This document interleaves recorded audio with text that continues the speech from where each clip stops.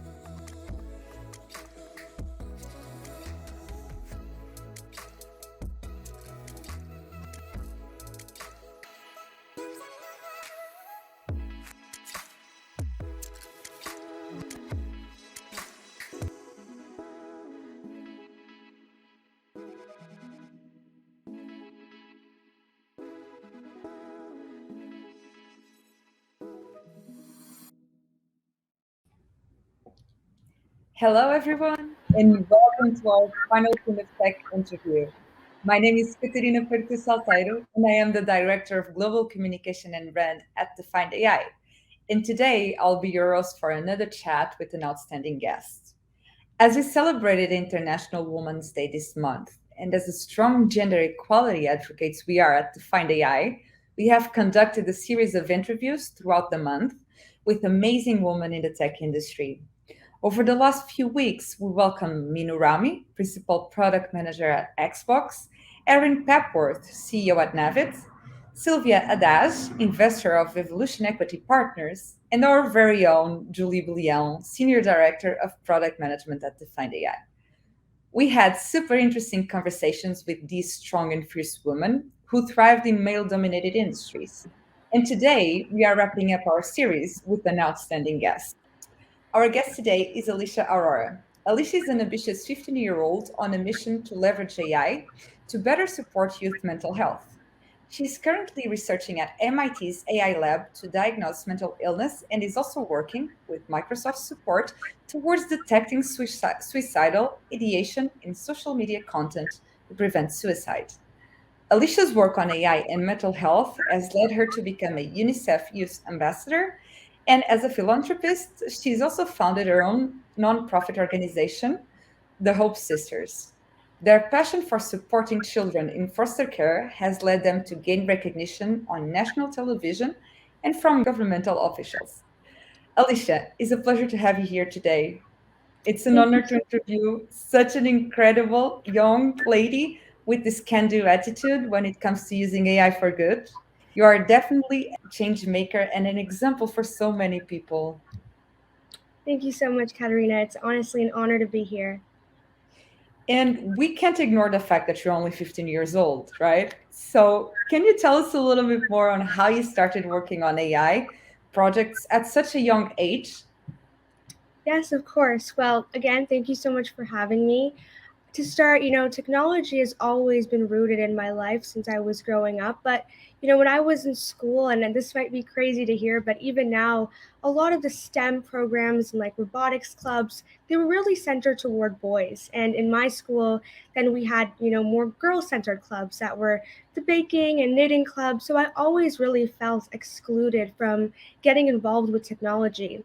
I remember coming to a robotics competition and really realizing there that technology is more than just a tool that we're using today. I think right now we're using things like AI for, job efficiency or like, fraud detection, but there's so much more potential for leveraging technology and for good. So that's kind of, what motivated me to really get into technology. I joined in my school robotics team in middle school. I started there. I was the only girl there and I was the girl captain. We won the competition, our national competition. And I remember right after, one of the boys from my team comes up to me and says, Alicia, why do you even bother to learn how to program or code when all you're ever going to be is a housewife? And, that for me was quite a pivotal moment because it made me realize that maybe that is all I'm meant to be. Maybe, technology is something that I can't be part of. But what really stood out to me there was realizing and taking that one moment. And while it must have been such a negative moment for me, I also realized then that it was my job to prove it to them and prove it to people like him that, girls can do so much more. And especially someone at my age can leverage technology for good. So I guess, my motivation for getting into technology, it may have started from a negative place, but it's led me to, unlock opportunities and leverage AI technology for good to solve important problems I'm passionate about. So, yes, technology has been rooted ever since I was young, and I'm glad that I've been able to use it for good. And that's so great. And I mean, at such a young age and having that willpower to change that and to make that into the amazing path that you did, Alicia, is outstanding. Yeah. And it's also amazing that you have your mission very, very clear. You want to leverage AI to better support youth mental health. And this got you the support of big corporations and organizations like Microsoft, MIT, UNICEF, and Procter and Gamble. Can you tell us how did these companies found you, and how did you work with them? Yes, of course. Well, I guess to explain a little bit more about my mission. So, frankly, mental health was always an area of importance to me. Just growing up, I realized how much it influenced my life and how many of my friends were struggling with their mental health. Classmates. There was actually someone in my school who suicided, and he suicided 13 minutes after tweeting about it. So, tweeting about feeling lonely. And that was really one of the moments, it was quite a difficult time. And when I really thought about it, I thought, what if there was someone who saw his post or tweet a few minutes before, maybe have reached out and taken some action? There could have been some possibility of him being alive. So for me, that was kind of really when I began to get into AI. And it was a difficult journey because obviously I am 15 and I don't know too much about AI and machine learning, but I really had the motivation to, to think that humans possibly can't see the amount of social media posts we have on a day and to detect if someone's posting something suicidal, but technology can. So from there, I built out a prototype of a model to detect suicidal ideation in social media content. And really, from there, I realized that I can't work on this alone.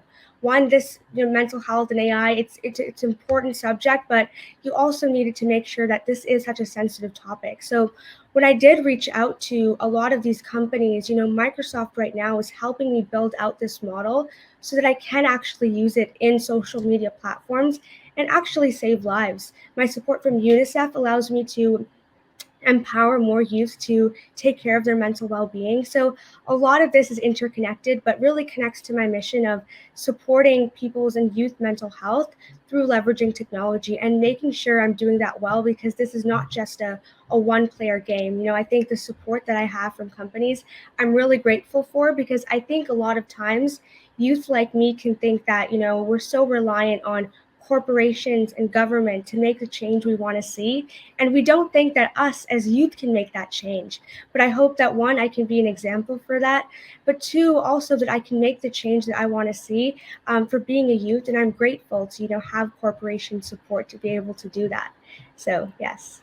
Absolutely. And you're definitely on the path to do that impactful change. How do you feel, Alicia, that organizations can better support young people like yourself on this path?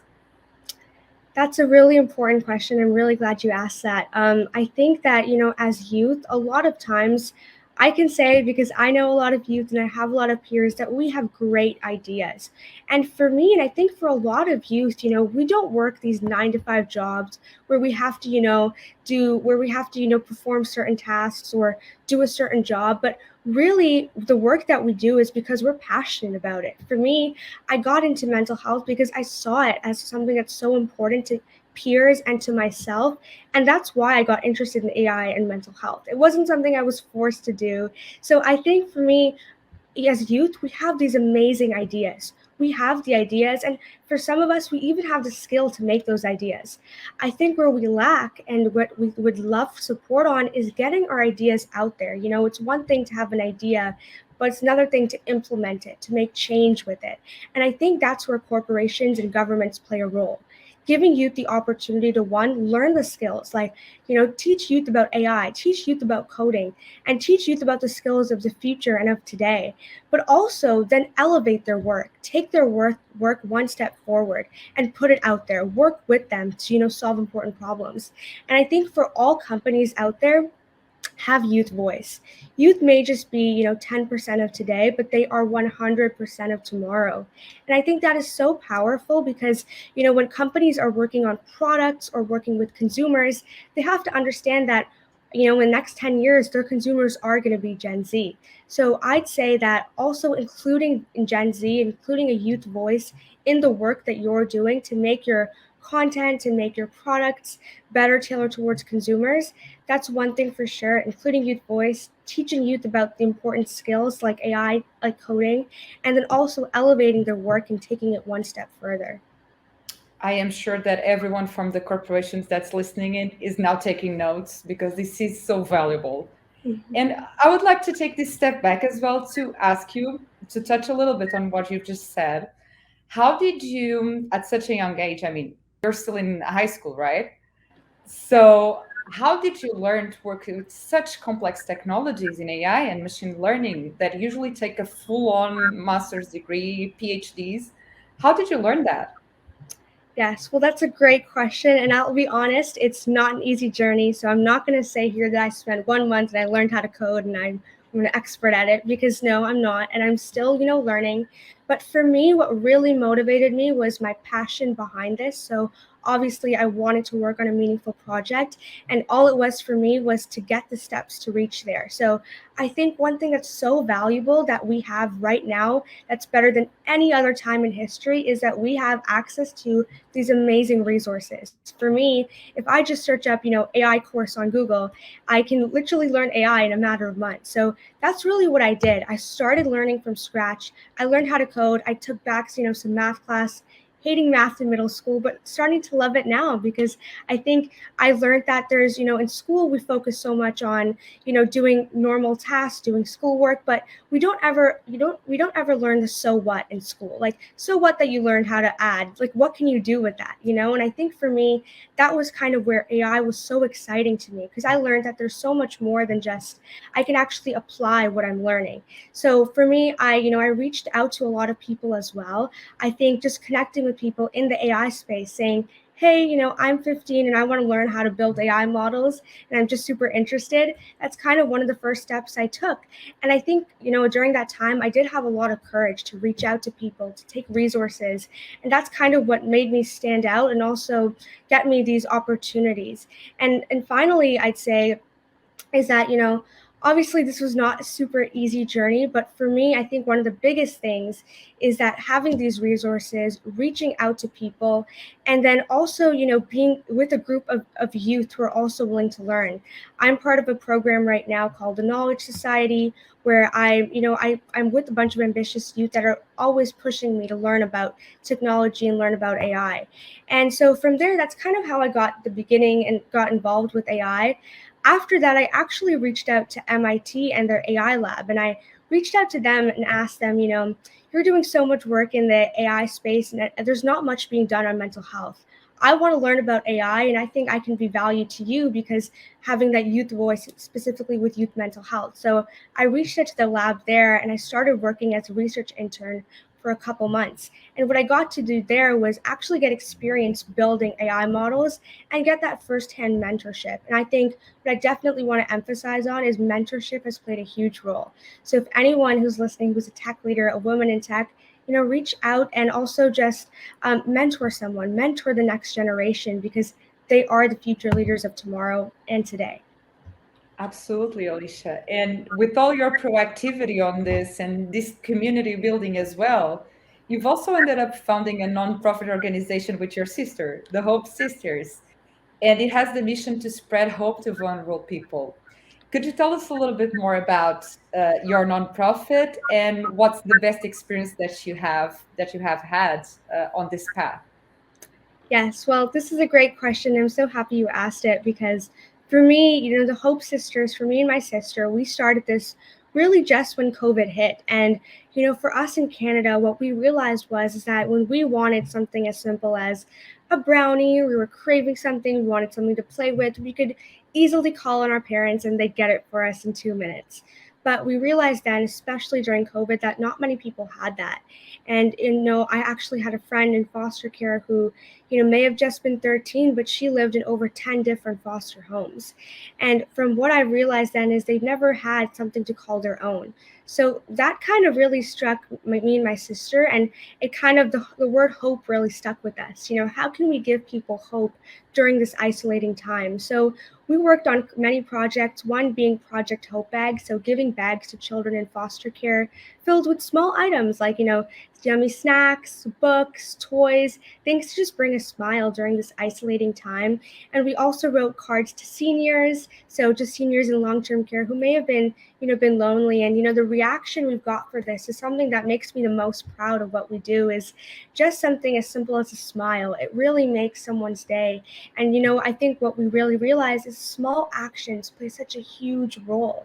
Like giving a card to someone, it's as simple as writing in 2 minutes. That's all it takes, but it really can make a huge impact on someone's life.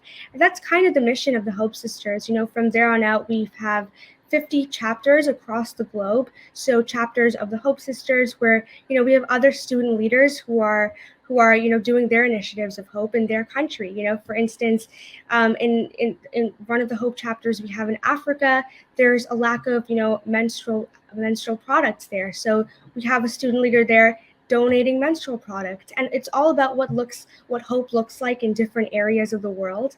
And so I'm really proud of all the work we do, and even just reminding myself that sometimes the big things like building a model to detect suicidal ideation, that can make a huge impact on many people's lives, but so can the small things. And I think that's kind of what really motivates me and what I'm really proud of with what we're doing at the Hope Sisters. And I mean, Alisha, I think that everyone that's listening in right now is so impressed with everything that you've achieved in just 15 years.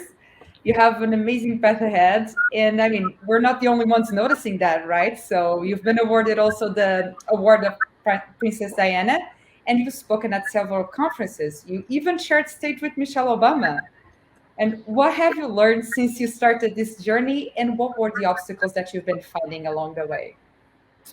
Yes, well, that's a great question. I think one of the biggest challenges, and something I do want to emphasize on, is that, being a female, that is definitely, something where it can be challenging, but then also being a young female. I have, experienced a lot of challenges around just, getting opportunities and making an impact because of those two things. And frankly, one of the biggest things I've learned is that you have to keep knocking on those doors. Now, for me, it's, I reached out to so many people and so many people said no to me. I remember actually having a conversation with someone at TikTok because I was wondering, when I first got interested in my suicidal ideation work, I asked them, what are you guys doing about, if there's suicidal content on TikTok? What action are you taking? And I know the responses I got were, Alisha, it's a priority to us, but it can, have some like risks to our business operations, so we can't really do anything about it. And to me, it was kind of upsetting, and to now think that to think then that it was quite difficult to hear. And for me, what I realized then is that I couldn't stop. And maybe that's one no, but it's going to take, a lot of no's, and I'm going to hear a lot of no's until I get out there. And for now, I'm actually going to be implementing my model with the support from TikTok and Facebook in the next couple months. So I think what I really realized is that it's all about knocking on those doors, because you never know what's going to happen. And I think it's about really having the resilience to not give up, because there's so many times where when learning AI, I was like, this is too hard for me. It's not my job to do it. So why do I have to do it? But I think when you really push through and, keep knocking on those doors, then exciting things can happen and that you can make an impact you want to see, because it's not an easy journey and it's never going to be. But I think that the impact you can make it's all really going to be worth it. And you also mentioned the impact of mentors in this path and to support you. Who is a role model for you in the tech industry? Oh, that's a great question. I mean, there's so many amazing role models and women leaders that inspire me every day and motivate me to keep on going. One person who really sticks in mind to me, and I'm not sure if many would know her, but her name is Marissa Mayer, and she was the former CEO of Yahoo, and she was also the one of the first 10 employees at Google, and took she went took her PhD at Stanford for computer science. So really, when AI was just forming, she was one of the leaders in AI. And for me, what really inspires me about her is her way of thinking. I remember one of the stories that she talks about, and what she talked about is how when she was in high school, she was trying out for a volleyball team, and during her volleyball team, she was a really good player. And what the coach told her was that she could either be the captain of her grade 10 team or be on the bench of the grade 11 team. So being on the bench meaning that she couldn't play all season, but being in grade 10, she would be able to be the captain of that team and be the best player. But what she decided to do was to go to the grade 11 team. And she said that most people would actually, they want to be on top, they want to be in the leader. But what I love about her so much is her a framework of thinking that to always be in the situations where you're going to grow the most and you're the most uncomfortable. Because for her, being not sitting down and not being able to play in the volleyball game, she didn't get to do anything and she wasn't in the spotlight. But what she learned from that, the next year she was the head of all the teams. So what I'm trying to say is that it's all about making the right decisions and being in those situations where you're growing and learning. And for me, it's something I really admire is just being where it's uncomfortable, because you really just grow in the discomfort. And that's something that I really hone into, and that's kind of why she really inspires me. That's so great. And I'm sure that everyone right now is looking, is Googling to get more insight as well. And to wrap up, because we're almost running out of time, unfortunately, what changes would you like to see in the tech world in the next couple of years? Yes, well, this is a great question. I think the two main points that I would say is one, I would love to see technology being used for more good. And why I say this is because we have some of, and I think right now, of course, it's also a very disturbing time with what's going on in the world. But there are so many problems that are impacting our world in a negative way. Mental health, over half, 500 million people in the past 3 years have suicided, which is a crazy amount. Climate change is approaching faster than ever. And I'm a true believer that technology is a tool that we can leverage to make that impact. Technology is the answer.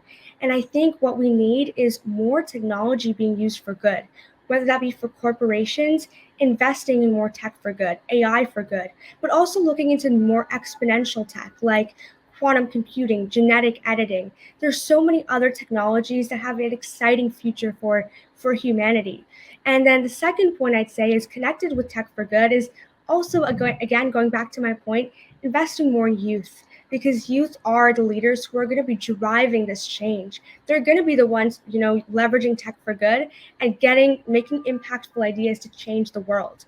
All we need is the support. So I'd say to people who are watching this that, if you're someone who works at a corporation who's passionate about tech, who has experience, you're going to be the one missing out if you don't take the time to work and spend that time working with youth, because they're going to be the ones driving change in the next 10, 15 years. And if we can give them that support and if we can give them the tools right now, then I think that the future for us is just going to be so much more exciting with technology. Alicia, thank you so much for this inspiring conversation. And I'm sure that everyone here working for the corporation has take notes. At least I hope everyone did. It was a really privilege to have you here with us with such an inspiring ideas and in the path, an inspiring path that you have. Thank you Thank you so so much much. for your time. Thank you so much, Katerina. It was an absolute honor, and I'm just glad that I could, share some of my insights and experiences. Thank you so much.